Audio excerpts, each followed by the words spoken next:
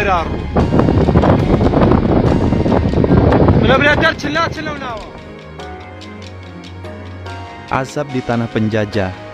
Ketika langit turun, menjawab tangis Palestina. Langit Israel memerah, bukan karena senja yang indah, tapi karena kobaran api yang mengamuk dari segala penjuru. Hutan-hutan terbakar, badai pasir menggulung kota-kota, dan udara penuh dengan abu serta jerit ketakutan. Negeri yang dulu merasa tak tersentuh, kini bertekuk lutut di hadapan murka alam. Ribuan hektar lahan hangus, warga berlarian, udara menjadi racun, dan bumi berguncang. Tapi, mungkin ini bukan sekadar bencana. Mungkin ini adalah jawaban.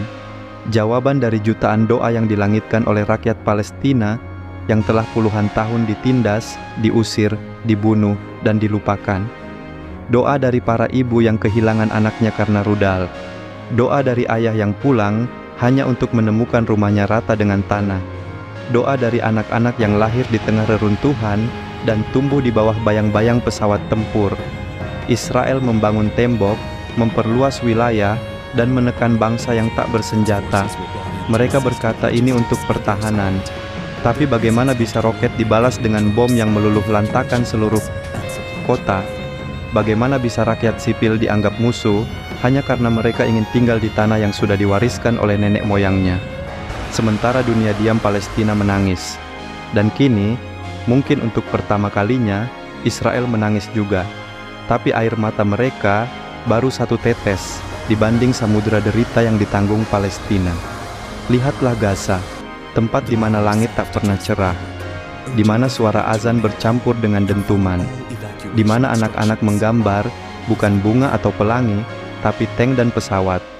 Di sana, kematian bukan hal mengejutkan. Ia hanya datang lebih cepat dari seharusnya.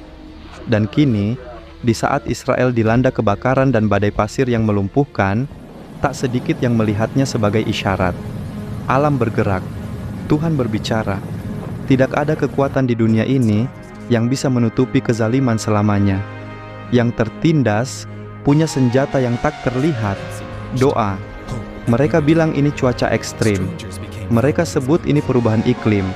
Tapi hati manusia tahu, ada yang lebih besar dari sekadar teori cuaca. Ini adalah tamparan dari langit kepada kesombongan yang telah menjadikan nyawa manusia tak lebih dari statistik.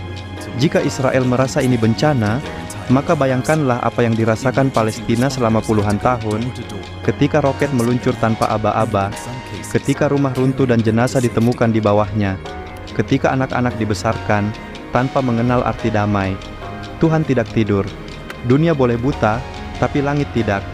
Hari ini Israel berteriak minta tolong, tapi suara mereka terpantul kembali karena mereka telah membungkam teriakan yang sama dari tanah Palestina selama ini. Inilah perputaran takdir yang pelan tapi pasti. Yang kuat belum tentu menang selamanya, dan yang tertindas tak akan selamanya dibungkam. Mungkin ini baru permulaan.